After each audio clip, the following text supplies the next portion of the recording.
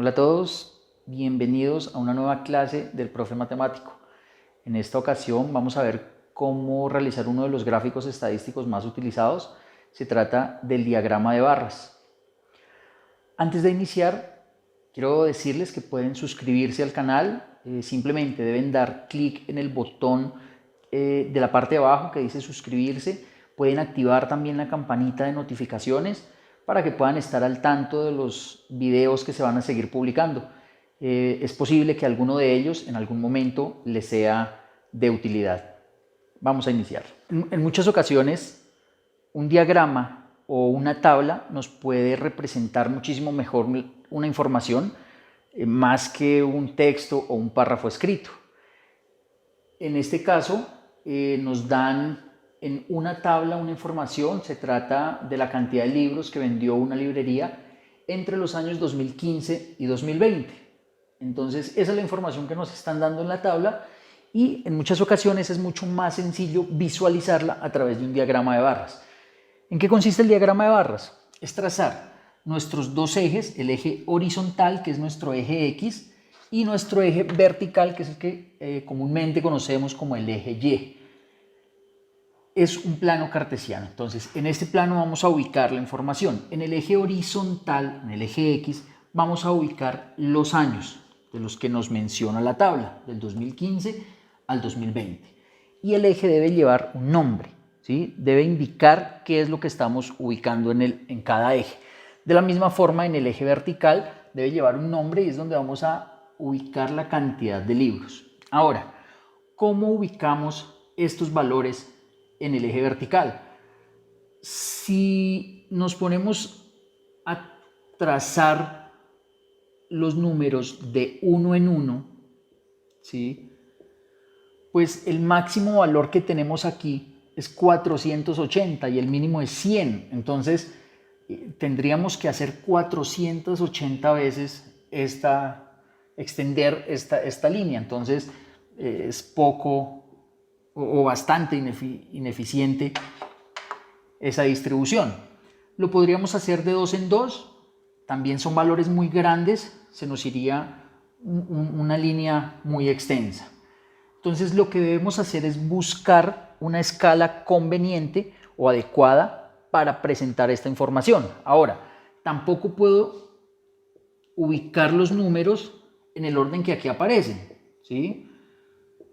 Esto tampoco lo puedo hacer. Si en mi hoja cuadriculada, ustedes en sus cuadernos o en sus hojas, van a dejar dos cuadritos para el primer valor y me representan que de aquí desde el origen hasta este primer punto hay 100 unidades, pues debería entonces tomar cada dos cuadritos de a 100 unidades. En este caso habría 180 de aquí hasta acá.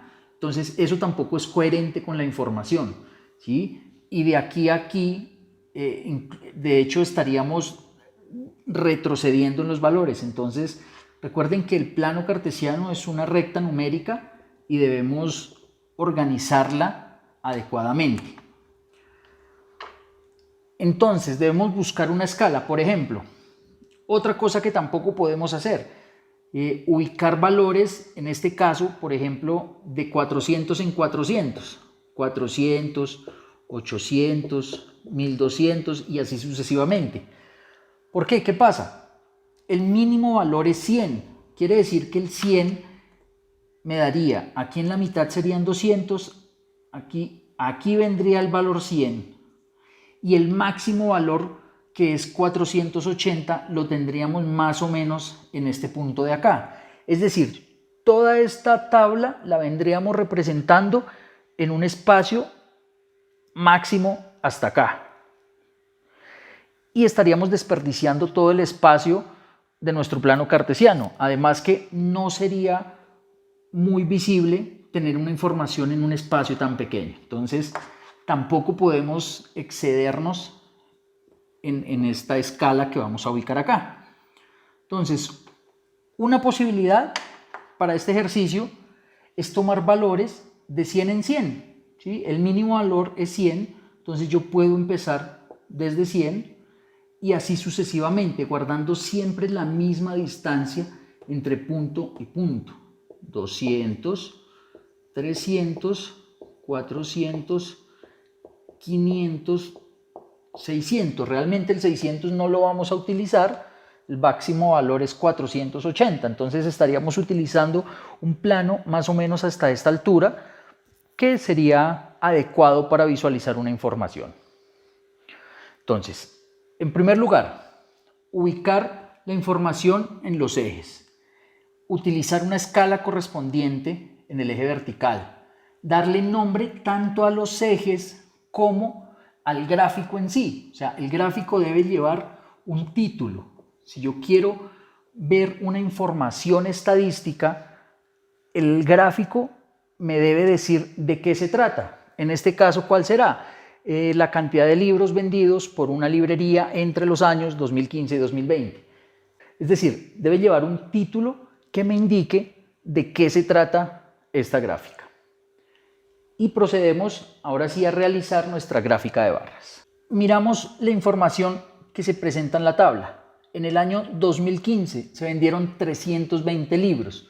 Es decir, en el año 2015 vamos a subir hasta 320. Aquí tenemos 300, en la mitad serían 350, más o menos los 320 vendrían en este punto. Y trazamos efectivamente nuestra barra hasta donde se indica.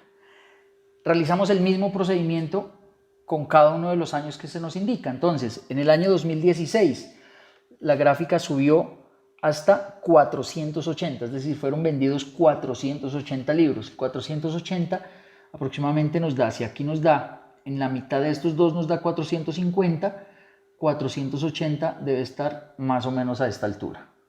Y trazamos nuestra barra. Y de igual forma continuamos el procedimiento con cada uno de los años.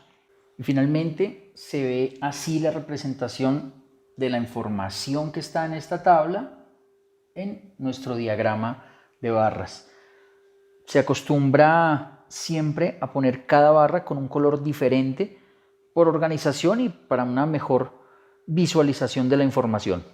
Bueno, con esto vimos ya cómo realizar la gráfica de un diagrama de barras. La siguiente publicación será para ver cómo realizar ahora un diagrama circular donde vamos a incluir otros conceptos como el porcentaje, por ejemplo. Si este video les fue de utilidad, por favor dejen un me gusta, cualquier comentario me lo pueden dejar también, alguna inquietud, con muchísimo gusto haré lo mejor para responder en su gran mayoría. Hasta la próxima.